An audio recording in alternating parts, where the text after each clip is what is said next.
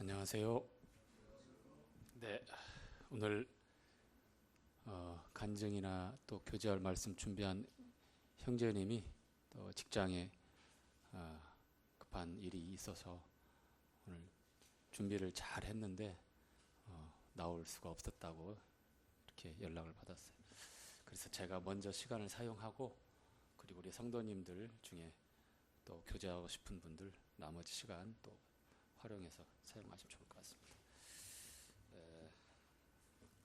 우리 다 함께 민수기 3장 말씀을 함께 보도록 하겠습니다.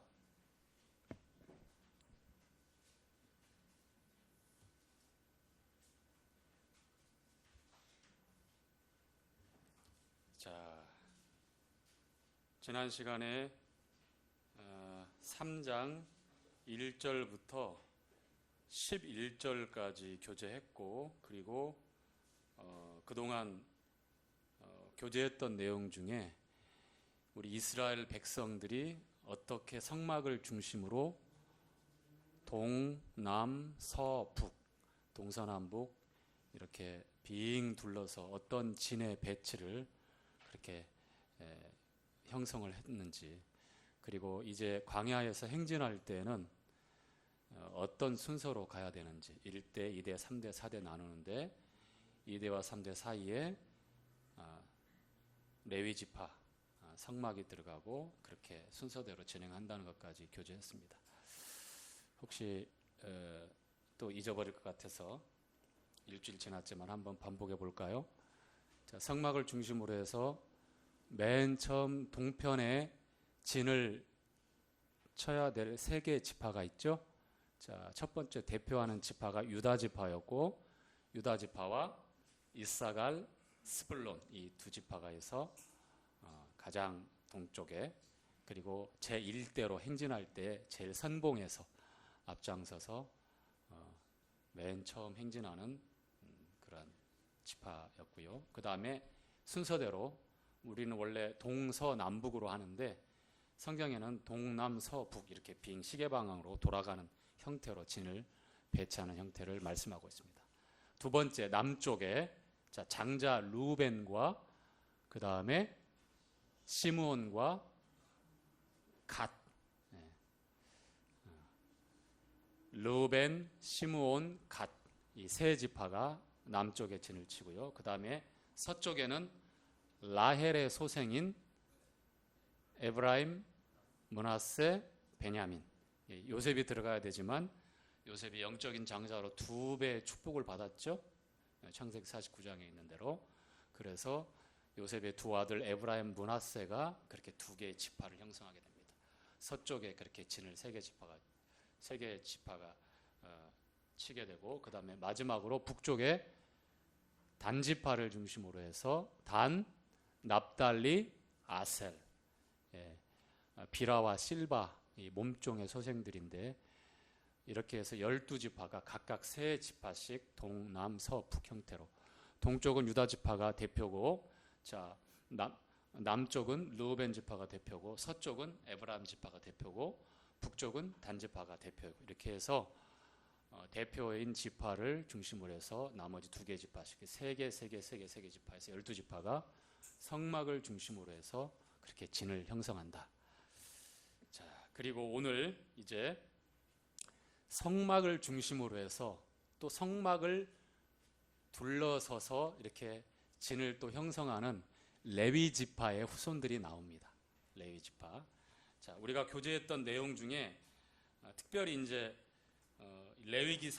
민수기 3장은 레위인의 임무와 그 지위, 직위에 대해서 말씀을 전체적으로 하고 있다면, 자, 이제 처음 시작할 때에 모세와 아론의 아들들, 왜냐하면 제사장, 대제사장 그리고 제사장의 일을 해야 되는 그러한 직임을 가진 특별히 구별된 그런 가족들이기 때문입니다. 모세의 아들들이 있었지만 모세가 미디안으로 도망갔을 때에 십보라라고 하는 여인을 만나고 거기서 결혼해서 게르솜과 엘리에셀이라고 하는 두 아들을 낳아요.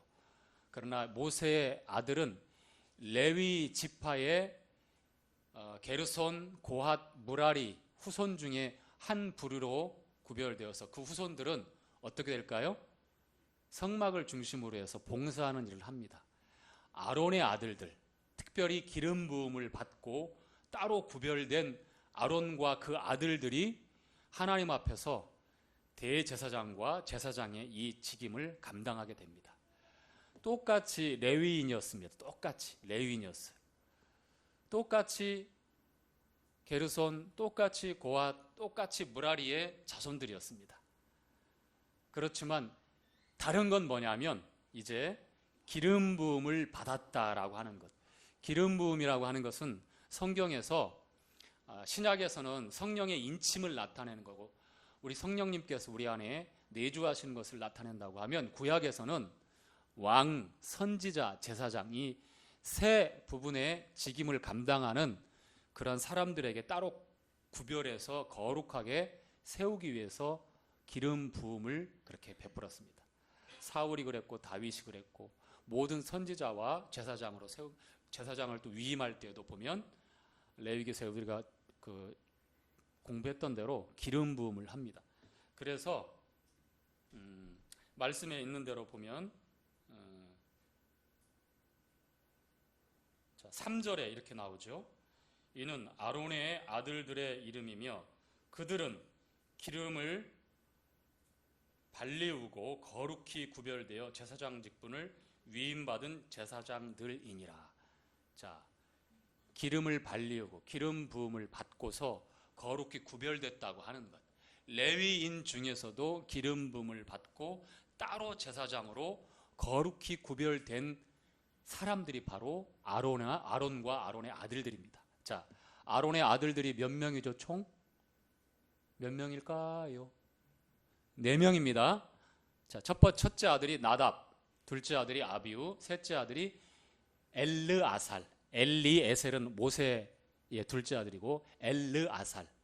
그 다음에 이다말, 넷째 아들 이렇게 있습니다. 그런데 나답과 아비우는 다른 불을 들이다가 시내산에서 이제 성막이 만들어지고 하나님께 제사장으로 따로 기름 부음 받고 거룩 구별되었는데 제정신으로 섬긴 게 아니었죠.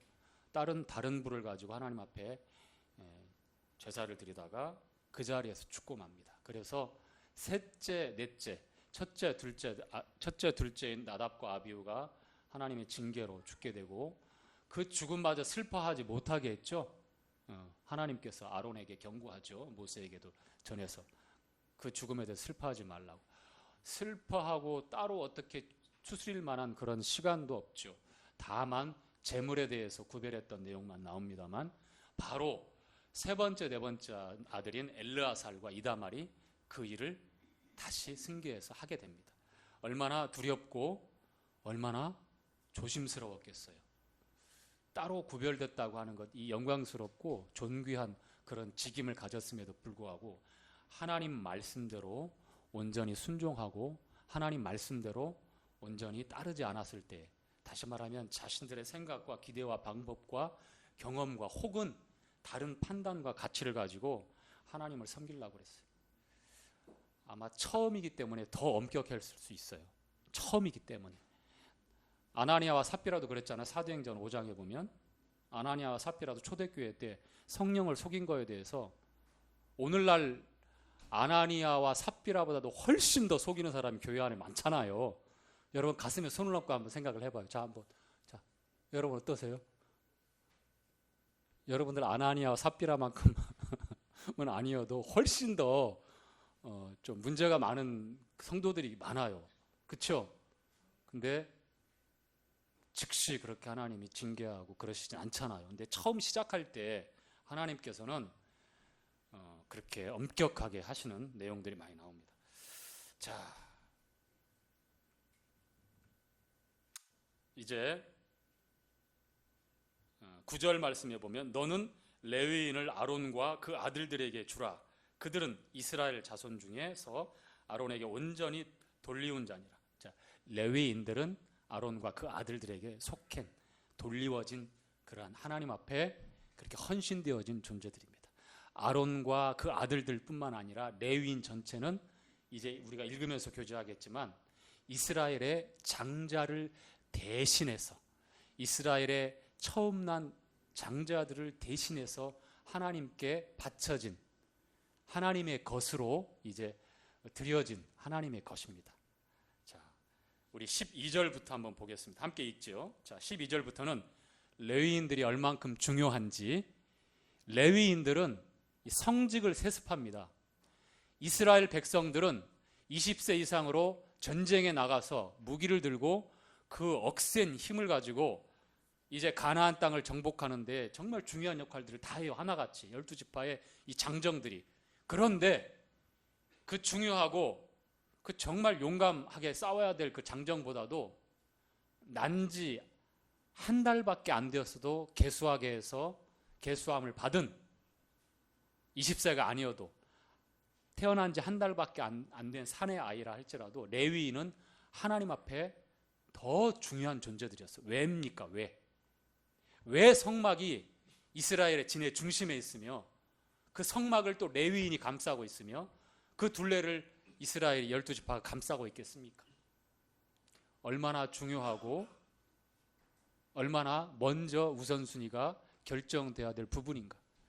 하나님 앞에 우리가 우선순위를 정하는 것도 그렇고 우리의 신앙생활에 있어서도 우리의 일반적인 삶에 있어서도 하나님과 우리 사이에 먼저 우리가 선택하고 우리가 먼저 준비하고 먼저 드려야 될 게 있는 거예요. 레위인처럼.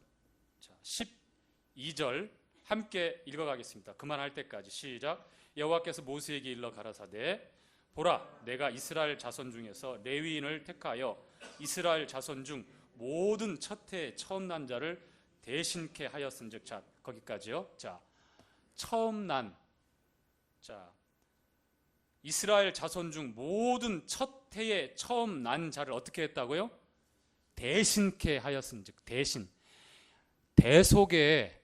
대속의 진리가 레위인을 통해서 나와요. 레위인이 왜 중요합니까? 대신케 했기 때문이에요. 대신케. 이스라엘 백성들의 처음 난 그런 사람들, 장자들을 대신케 했기 때문이다. 이것은 출애굽기 12장에 나와 있는 유월절에서 유래됐다고 하는 것을 우리가 교제에 충분히 했죠. 그렇죠? 임방과 문설주에 피가 발라져 있으면, 그 어린 양의 피가 발라져 있으면 하나님이 넘어갑니다. 죽음의 천사가. 그러나 발라져 있지 않은 애굽 땅의 모든 가정과 모든 곳은 이제 줄추상이 났고 그 한밤 사이에 돌이킬 수 없는 큰 재앙이 애굽 땅 전역이 일어나죠. 그러나 고센 땅만큼은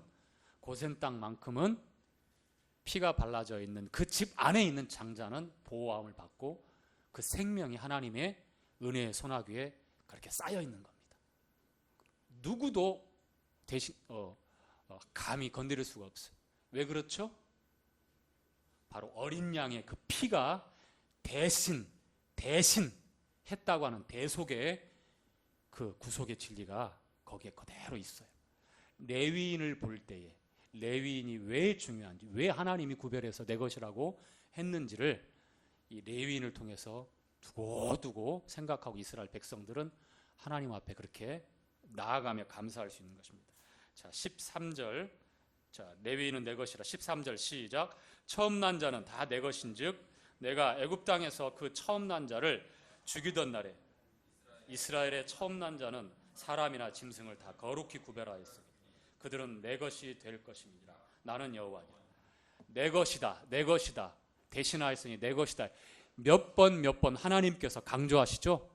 나는 주다. 나는 여호와다고 말씀하시면서 이것은 변개할 수 없는 너무나 분명한 진리라고 하는 그러한 선포하는 말씀이에요. 내 것이다라고 하는 것들. 그리스도를 통해서 그리스도의 대신, 우리 주님이 우리를 대신했잖아요. 그렇죠? 대신해서 구속하시고 그 사실을 완성하시고 그것을 증명하시고 영원히 증거하시기 위해서 죽은 자 가운데서 부활하셨잖아요. 그렇죠? 우리의 범죄함을 위하여 내어줌이 되셨지만 우리의 의롭다 하심을 위하여 다시 살아나셨잖아요. 그렇죠? 대신하셨기 때문에 이제 우리가, 하나님께서 말씀하십니다. 내 아들의 피로 대속하였으니, 대신하였으니, 내 아들의 생명으로 대신하였으니 너는 내 것이라. 너는 내 것이라. 아멘. 그래서 로마서 8장에 그 어떤 것도 하나님과 우리 사이에 있는 그 거룩한 사랑과 그 완전한 하나님 은혜 가운데서 끊거나 빼앗거나 해칠 수 있다 없다? 없다. 심지어 나 자신까지도 그것을 거역할 수가 없습니다. 하나님의 깊고 위대한 이 거룩한 사랑이 우리를 압도하거든요. 우리가 그 사랑 가운데 거할 때에 진짜 쉴 수 있는 거예요. 이 완전한 사랑 가운데 우리가 거할 때에 우리가 참으로 쉬고 참으로 안식할 수 있는 것입니다. 자, 14절부터 이제 레위 지파의 이제 인구 조사가 있는데, 자, 레위 야곱의 12아들 중에 세 번째 아들 레위, 굉장히 좀 뭐라 그럴까, 좀 그 성격이 거칠고 좀 심하게 표현하면 포악한, 바로 위의 형 시므온과 레위가 그 세겜성의 남자들 다 도륙해 버렸잖아요. 그렇죠? 여동생 디나를 그 하물이 그냥 강간해 가지고, 그래서 레위가 어떻게 그 성격적으로 문제가 있는 이 아들이 이런 제사장 가문이 됐을까? 지금도 의문이 되지만 하나님께서는 이렇게 문제가 많은 사람들, 저와 여러분들 다 사용하십니다. 아멘. 자, 레위의 세 아들이 있습니다. 첫째 아들이 게르손, 둘째 아들이 고핫, 셋째 아들이 무라리. 자, 이 게르손과 고핫과 무라리를 통해서 게르손은 아들이 둘을 낳고 고핫은 아들을 넷을 낳고 무라리는 아들을 둘 낳아요. 여기서 이제 자손들이 또 많이 나오겠죠? 그렇죠? 수만 명이 나오게 됩니다. 그래서 이제 계수하게 하는데, 자, 한번 읽어볼까요? 14절 시작. 여호와께서 시내 광야에서 모세에게 일러 가라사대 레위 자손을 그들의 종족과 가족을 따라 계수하되 1개월 이상의 남자를 다 계수하라. 모세가 여호와의 말씀을 쫓아 그 명하신 대로 계수하니라. 레위의 아들들의 이름은 이러하니 게르손과 고핫과 무라리요. 게르손의 아들들의 이름은 그 가족대로 이러하니 림니와 시므이요. 고핫의 아들들은 그 가족대로 이러하니 아므람과 이스할과 우시엘이요. 무라리의 아들들은 그 가족대로 말리와 무시니 이는 그 종족대로 된 레위의 가족들이니라. 방금 말씀드린 대로 나와 있죠. 게르손, 고핫, 무라리. 여러분 항상 몇 가지 이 인물을 외워야 될 사람들이 있어요. 레위 지파를 형성하는 이 세 아들은 외워야 돼요. 누구요? 왜냐하면 이 레위기서, 민수기서는 여러분 아시는 대로 레위 지파를 중심으로 해서 기록되어져 있는 게 레위기예요. 민수기 역시 이 얼만큼 내 것이다 한 대로 레위 지파를 중심으로 해서 하나님이 행진하고 가나안에 들어가는 거예요. 예배자, 제사장들. 자, 게르손, 고핫, 무라리. 잊어버리면 안 돼요. 뭐 게르손의 두 아들 외우라고 하지 않겠어요. 그냥 레위의 세 아들만은 여러분 외우셔야 돼요. 다시 한번 묻겠습니다. 레위의 세 아들 시작. 무라리가 잘 시원찮게 발음이 나오는데요. 게르손, 고핫, 무라리. 자, 게르손과 게르솜은 구별해야 돼요. 게르손은 레위의 아들이지만 모세의 선조예요. 모세의 아들이 게르솜이에요. 솜. 니은과 미음 차이 있으니까 그거 헷갈리면 안 되고요. 그 다음에 아론의 세 번째 아들 엘르아사래요. 엘르. 자, 모세의 둘째 아들 엘리에셀이에요. 나중에 물어보면 잘 모를걸. 저도 자꾸 헷갈려서 반복해요. 반복. 자 이제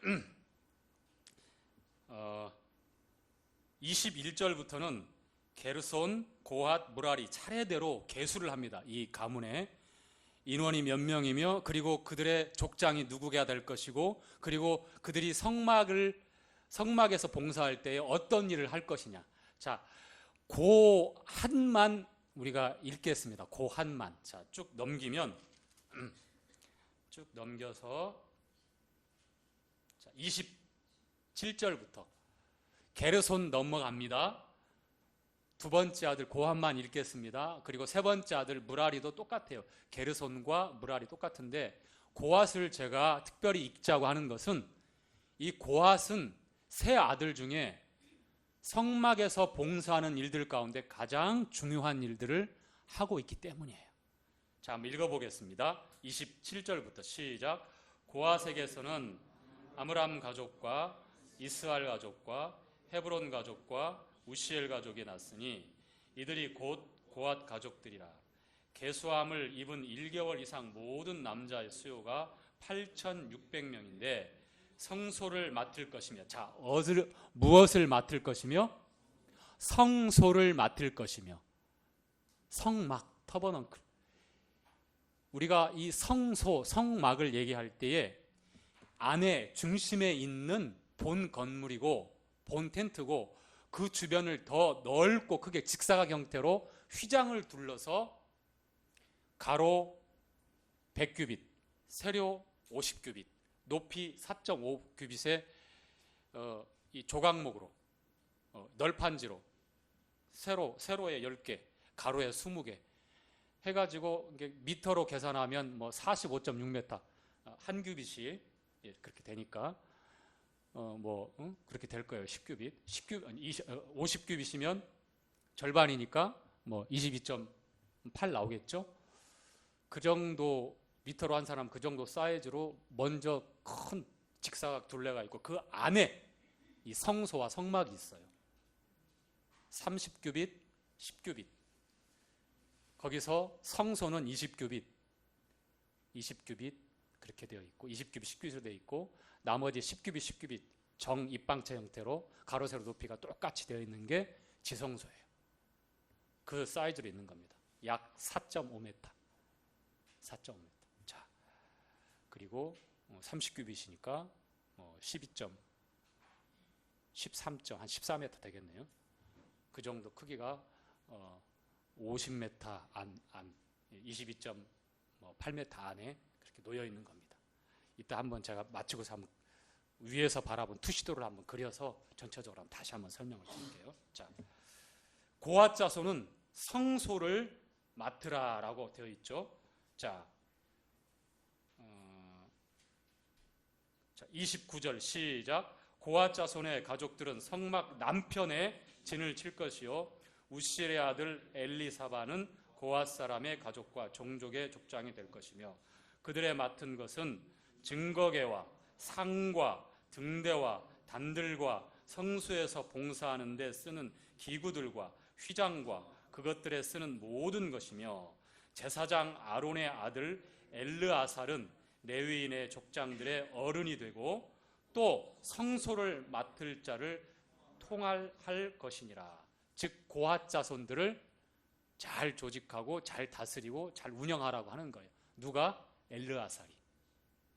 레위인을 대표하지만 특별히 성소의 그 제일로 지성소에 있는 법궤, 시은좌, 그 다음에 휘장 밖으로 나오면 향단이 있고 그리고 북편에 떡상이 있고 남편에 등대가 있고 성막을 나가면 물두멍이 있고 그 다음에 약간 북쪽 위로 해서 번제단이 있는데 이 성막에서 사용하는 이 도구들은 수레로 끌고 갈 수가 없어요. 사람들이 다 메고 가는 것들입니다.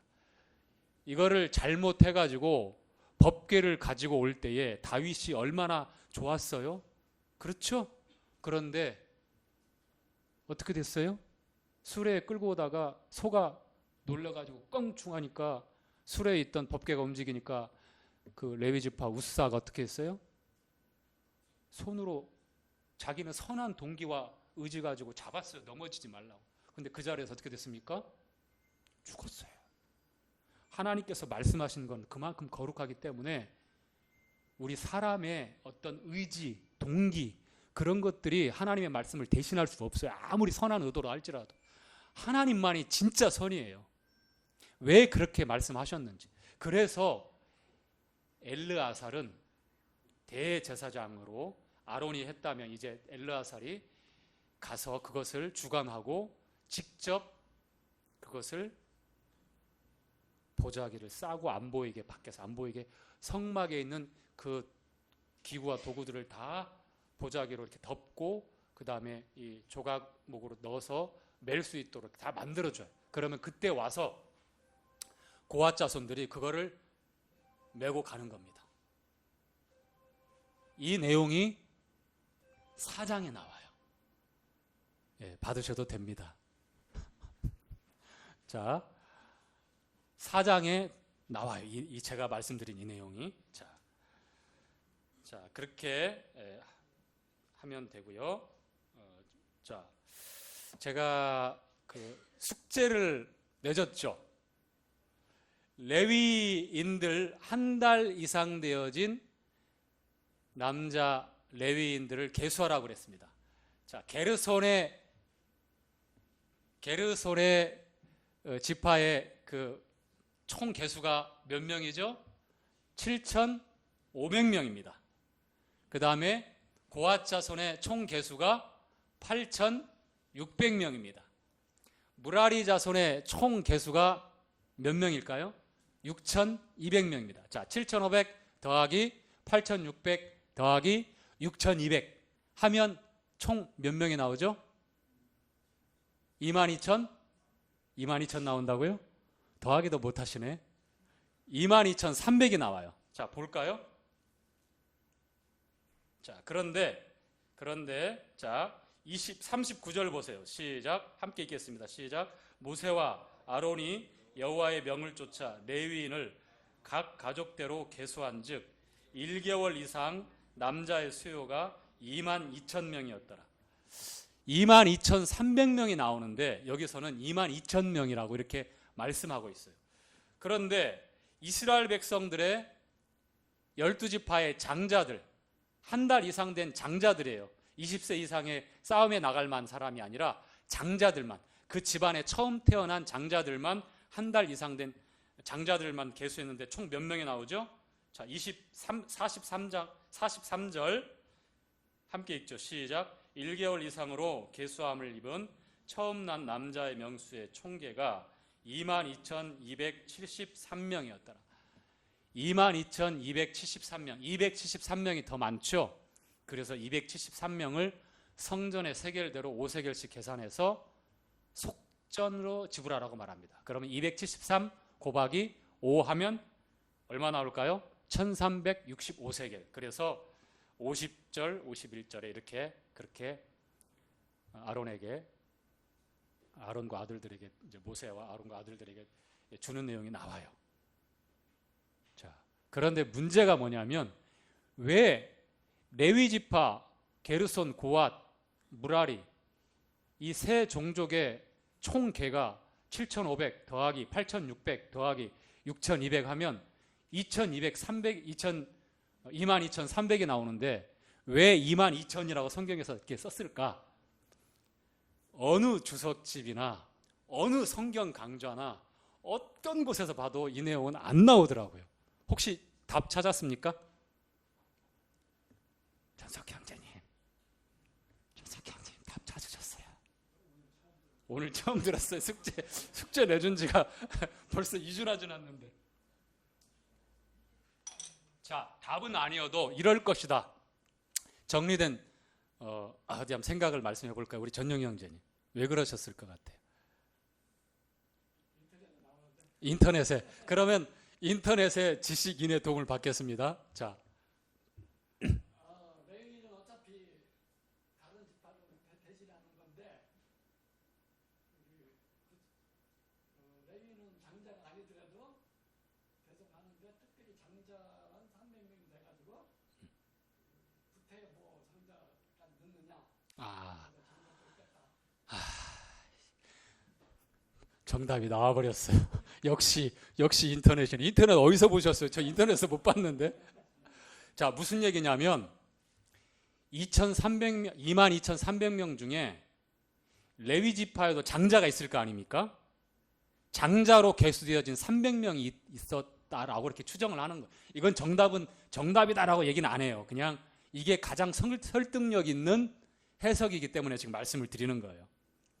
그래서 장자를 가지고 장자를 대속할 수는 없다. 그래서 그 300명의 레위 지파의 장자는 계수하면서 뺀다. 아무리 22,300명이 나온다 할지라도 대속할 때는 그 장자가 장자를 대신할 수 없기 때문에 레위 지파의 장자들 한 달 이상 계수했을 때 22,300명이 나오는데 그 중에 장자들만으로 계수할 때는 300명이라고 하는 레위 지파의 장자들이 나온단 말이에요. 12지파가 22,273명이 나왔잖아요.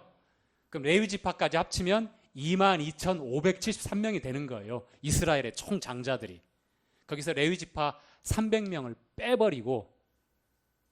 빼버리고 대속할 때 22,000명 그리고 273명에 대해서는 성전 세겔대로 5세겔씩에서 곱하기 273에서 1365세겔을 그렇게 속전으로 드렸다.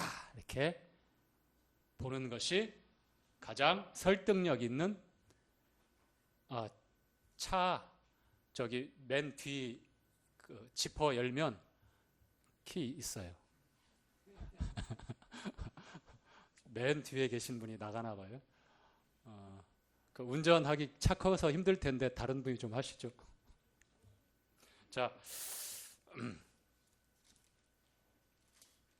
그러면 이제 넘어간 게르손. 이 게르손 후손들은 성막에서 봉사하는 일을 봉사하는 일 중에 어떤 일을 하느냐? 자, 이런 일을 합니다. 25절부터 볼게요. 자, 25절, 3장 25절. 첫째 아들 게르손의 종족들은 성막에서 봉사하는 일을 이렇게 합니다. 25절부터 읽겠습니다. 시작.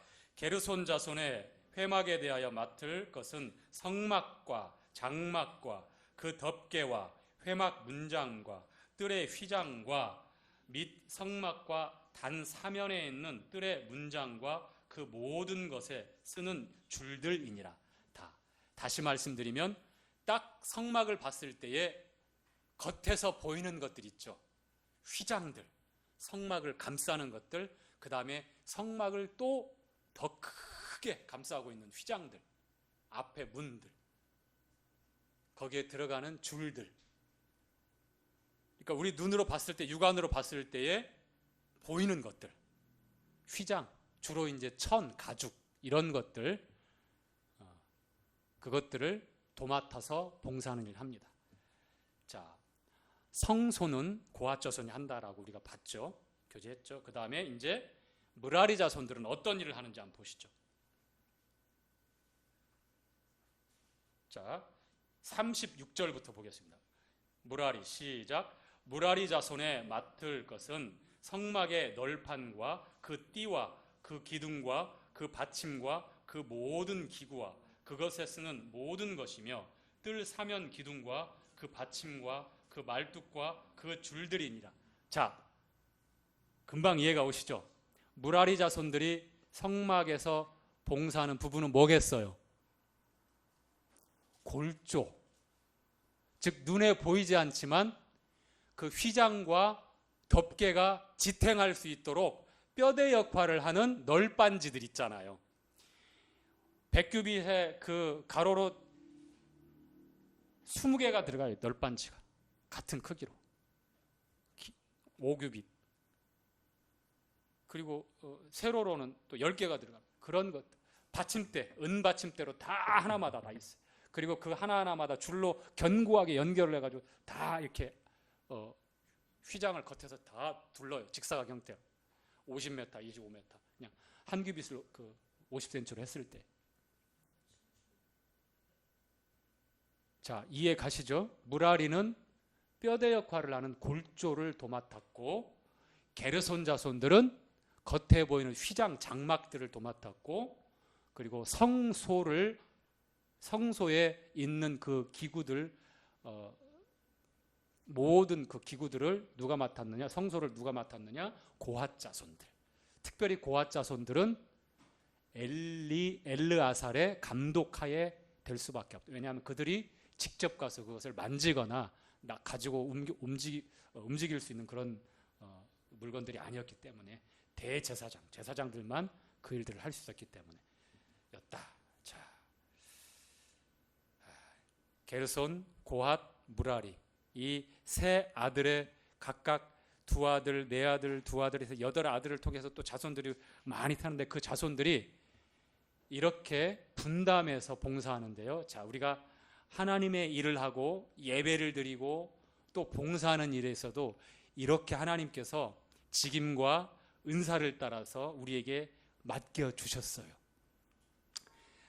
교회에는 장로와 집사라고 하는 이 직임이 있습니다. 그 외에는 다른 건 없죠. 그러나 은사는 직임이 아니어도 봉사할 수 있는 은사들은 정말 많이 있어요. 그렇죠? 로마서 12장에 또 고린도전서 12장 14장에 얼마나 우리에게 자세하게 설명하는지 몰라요. 평생에 내 은사가 무엇인지 모른다라고 하는 사람들이 참 많더라고요. 저는 수요일 날 앉아 계시는 이 자리에 참석해서 앉아 계시는 성도님들을 보면 은사가 너무 탁월한 은사가들이 있어요. 자리 지켜주는 은사, 앞에서 교제할 때 힘이 나게 하는 은사. 물론 제가 여담으로 드리는 말씀이지만 모든 사람에게는 하나님께서 주신 선물이 있어요. 예수님이 가장 우리에게 주신 하나님이 주신 큰 선물이지만 예수님과 함께 하나님을 섬길 수 있도록 주신 은사들이 있습니다.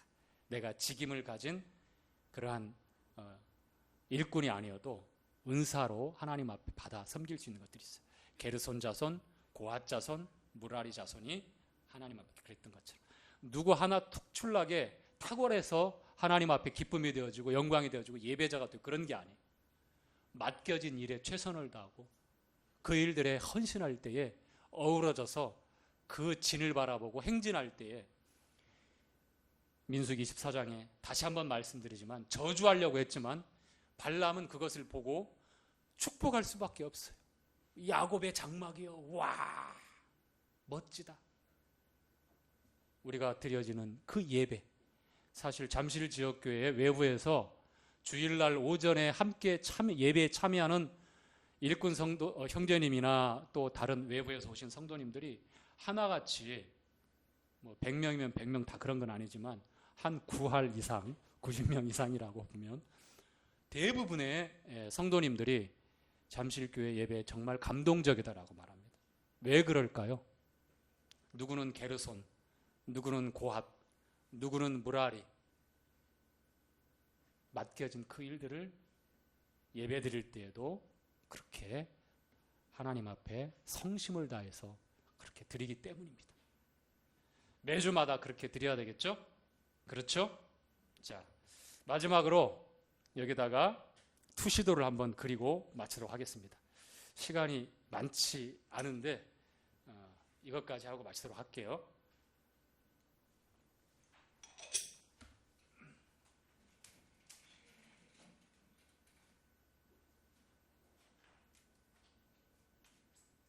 자, 먼저 성막을 먼저 그릴게요. 맨 중앙에 있는 거니까.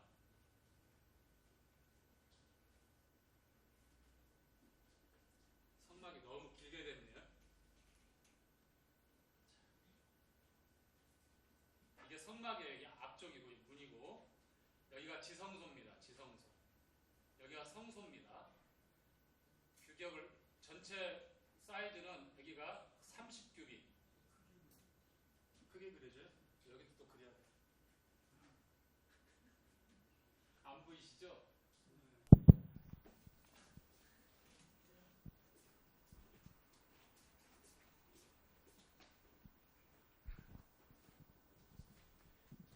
일단 크게 한번 그리고 나중에 끝난 다음에 축소해서 하겠습니다. 자, 성소 위에서 바라봤을 때요. 여기가 지성소. 여기가 동편이에요. 동편. 여기가 북쪽, 남쪽, 서쪽이에요. 자, 이쪽에서 출입하는 거예요. 출입. 자, 성소. 성소에 처음에 들어가면 이쪽에 떡상이 있습니다. 그 다음에 여기에 메노라라고 하는 촛대가 있어. 하나, 둘, 셋, 넷, 다섯, 여섯, 일곱 개 촛대가 있고, 여기에 향단이 있고요. 그리고 휘장이 쳐져 있는데 여기를 지나가면 법궤가 있고, 위에 시운소가 덮여져 있고, 그 다음에 두 그룹이 덮고 있습니다. 날개로. 자, 사이즈를 이제 크기를 좀 한번 그려볼게요. 전체가 30규빗. 한 규빗은 45.6cm라고 하는, 주로 50cm로 그렇게 하기도 하는데 45.6cm. 자, 성소는 20규빗, 여기가 20규빗, 10규빗,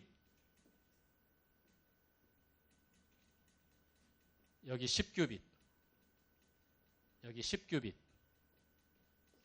그래서 가로, 세로, 높이가 똑같은 정입방체 주사위 생각하시면 돼요. 그 모양이 이 지성소예요. 요한계시록 21장에 보면 새 예루살렘 성이 장과 광과 고가 1만 2천 스타디움. 그러니까 킬로미터로 계산하면 약 2200km. 우리가 하나님 나라, 천국, 처소를 예배하면 내가 와서 너희를 영접 데리러 다시 올 거라고 말씀했던 그 처소가 바로 어린 양의 신부로 소개되어진 새 예루살렘 성인데, 가로, 세로, 높이가 똑같아요. 거기도. 이 지성소를 아주 확대해 놓은 그런 형태죠. 자, 이렇게 되어 있고, 그 다음에 딱 들어가면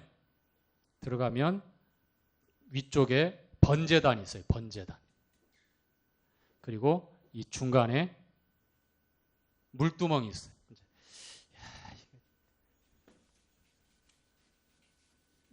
여기까지는 사이즈 됐으니까 다시 할게요.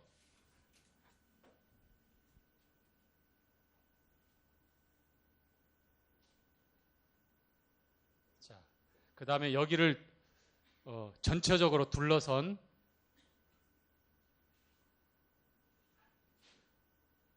안에 성소가 있다면 전체적으로 둘러선 막이 있죠. 이렇게 직사각 형태로. 자, 이 길이가 100규빗, 45.6m, 여기가 50규빗, 22.8 정도 나옵니다. 문이 있어요. 자, 여기가 동편입니다. 동편에서 들어가면 여기가 번제단이 있고요. 그 다음에 여기가 물두멍이 있고요. 그리고 제사장들이 여기서 음식을 먹을 수 있도록 남쪽 지역에다가 음식을 먹을 수 있도록 그렇게 설치가 되어 있고, 아까 설명한 이 성소, 지성소가 있고요. 자, 3장에 그것까지 다 읽지 않았는데, 게르손 자손들은 이 성막의 이 서쪽에다가 게르손 자손들이 여기다가 장막을 칩니다. 그리고 남쪽에 고핫 자손들이 장막을 칩니다. 그 다음에 북쪽에 무라리 자손들이 장막을 칩니다. 그 다음에 가장 중요한 입구 쪽인 동편에는 누가 장막을 치죠? 모세와 아론과 그 아들들, 엘르아살과 이다말, 그 가족들이 여기다 치게 돼요. 모세와 아내와 아들들은 오는 게 아니에요. 모세만 있어요. 다만 아론은 그 가족들이 다 여기 있습니다. 아론과 그 아들들, 가족들. 이렇게 하게 돼 있어요. 자, 그 다음에 이것을 좀 더 축소해가지고 이제 하나만 더 할게요.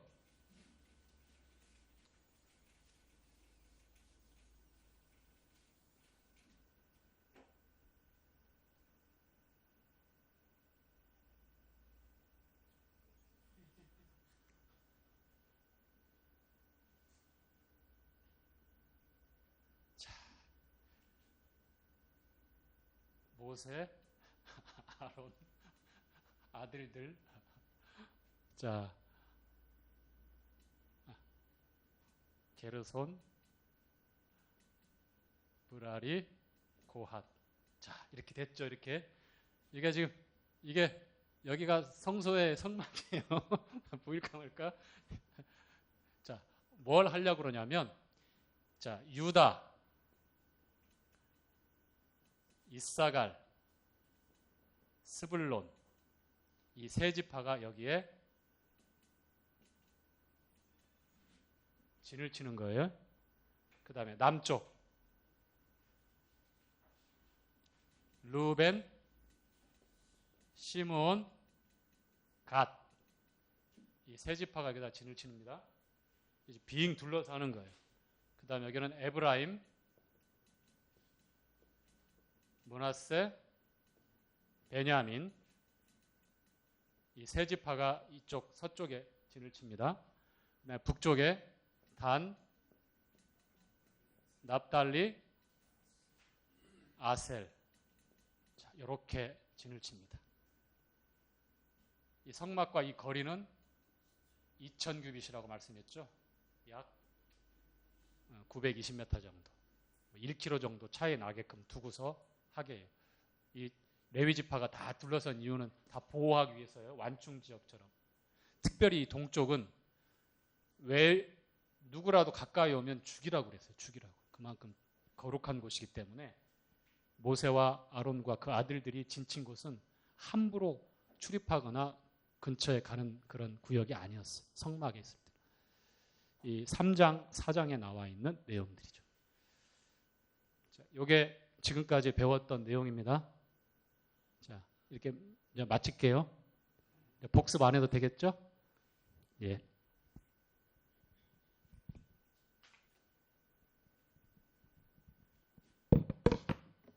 들어갑니다. 10분밖에 안 남았네요. 10분만 교제하도록 하겠습니다.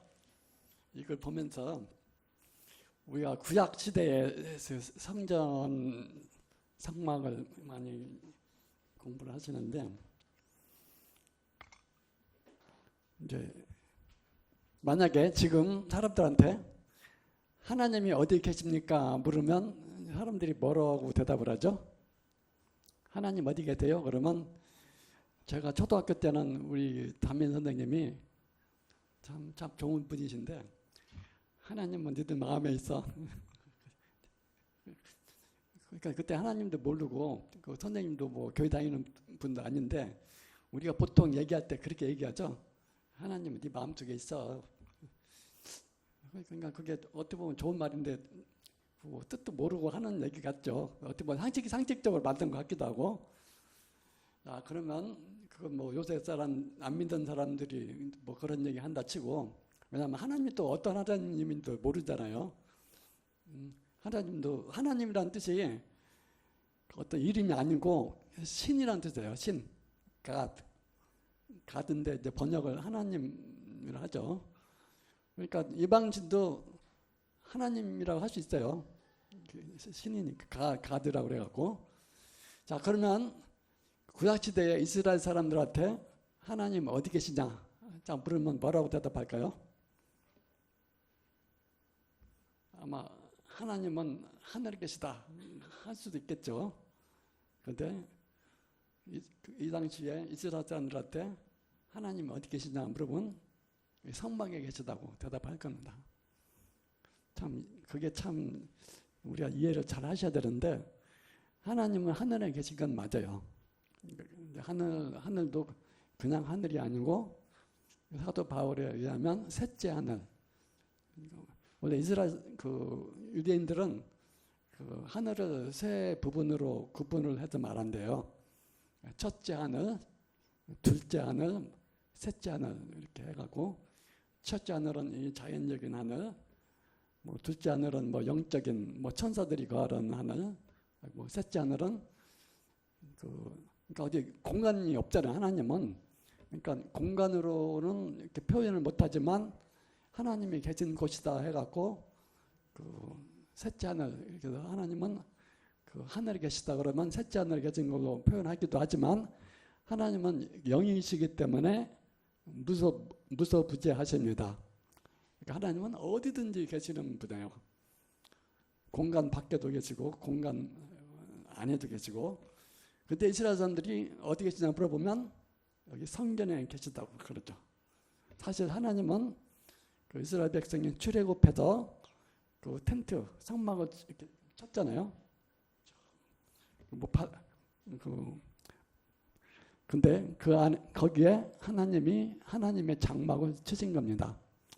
그래서 요한복음 1장에 보면 말씀이 육신이 되어 우리 가운데 거하심에 돼 있죠. 근데 거하심에는 의역을 한 거고 원어에 보면 말씀이 육신이 되어 우리 가운데 장막을 치심에, 그게 무슨 뜻인지 알겠죠? 장막을 쳤다는 것은 성막으로 개쳤다는 뜻입니다. 그 밑에 우리 예수님이 성전을 헐라, 내가 3일 만에 일으킨다 그랬죠? 그건 예수님의 부활한 몸이 성제래요. 그래서 다시 신약시대에서는 하나님이 어디 계시나 물어보면 하나님은 예수님 안에, 그리스도 안에 계십니다. 그러니까 그 어디든지 계시는 분, 하늘에, 셋째 하늘에 계시는 분, 그분이 자신을 나타날 때, 자신을 계시할 때에는, 또 우리를 만나고 우리의 예배를 받으실 때에는 그 하나님의 장막 안에서 받으십니다. 그러면 신약시대에는 그리스도 안에 하나님이 계십니다. 그래서 예수님이 요한복음 3장에 보면 그 우물가에 여인하고 대화를 했죠. 그러니까 뭐 좀 아는 척했죠. 뭐 어디서 예배드리고 뭐 산다 그러니까 뭐 저기 말씀하셨잖아요. 영과 진리로 예배할 때를 찾으신다. 예배할 때가 왔나니 지금이 이때라. 지금 이때란 말이 무슨 뜻입니까? 예수님 앞에서 예배 드리는 거죠. 아들을 통해서 아버지께 예배하는 겁니다. 요거 참 이게 참 어려운 말일 수도 있는데 저도 헷갈렸어요. 보내심을 받은 자와 보냄을 받은 자가 있지만 저는 따로따로 생각을 했는데 보내심을 입은 자 안에 보내신 분이 함께 계셔서 이 땅에 성막으로 오신 겁니다. 그러니까 그리스도가 성전이면 그 안에 보내신 그분도 함께 계신 겁니다. 그래서 저기 그 예수님 비유에 그게 있잖아요. 종들을 보냈는데 뭐 세를 받으러 했더니 그 소작농들이 죽였잖아요. 나중에 아들을 보내면 잘 섬길 거다 하고 또 보냈는데 아들 죽여서 아들은 상속인이니까 우리가 없애버리면 그렇게 생각해서 그런 글을 읽을 때 아들이 죽으면 참 곳에 계신 아버지가 얼마나 분노하고 슬퍼하게 했겠느냐, 저는 이렇게 생각을 했는데 가만히 생각해 보니까 아들 안에 아버지가 함께 오신 거예요. 그래서 아버지는 그 영이시기 때문에 보이질 않잖아요. 그래서 보이는 형상으로 아버지께서 아들을 통해서 이 땅에 오신 겁니다. 얘기하면 좀 길어지겠지만 성막을 보면서 뭐 성막을 이렇게 복잡하게 공부하고 뭐 하냐 그러는데 중요한 거는 그 하나님께서 성막 안에 거하셔서 이스라엘 백성과 같이 계셨습니다. 어떻게 보면 하나님도 이스라엘 백성과 똑같이 고난을 겪은 겁니다. 왜냐하면 그 광야에 물도 없고 한데 얼마나 걸어가기 힘들고 하나님 마음으로는 빨리 가나안 가고 싶죠. 이스라엘 백성이 가는 것보다도 하나님 마음은 더 급할 수도 있지만 그러나 이스라엘 백성의 걸음이 늦으면 늦은 대로 하나님도 그 장막을 옮기다 졌습니다. 그래서 오늘 핵심은 말씀이 육신이 되어 우리 가운데 장막을 치심에 그거를 같이 연관시켜서 하나님이 얼마나 놀라워요. 이스라엘 백성은 하나님을 직접 경험한 그 민족이기 때문에 잠을 잘 때 보면 어느 텐트에서나 이렇게 잠잘 때 보면 가운데 하나님께서 불기둥으로 쫙 임하는 걸 보고 우리 하나님이 그것도 여호와 하나님이 저 텐트에 계시구나. 그리고 또 낮에는 또 이제 그 구름 기둥으로 이렇게 쫙 장막에 올라오니까 우리 하나님이 저 장막 안에 계시는구나. 우리 하나님이 장막 안에 계신다는 건 뭡니까? 우리와 함께 계시고 우리와 함께 가나안을 갖고 가고 계시는구나 하는 것을 알 수가 있는 겁니다. 여기까지만 하겠습니다. 예수님 생각하면서 오늘 또 잠깐 짬을 내서 교제를 했습니다.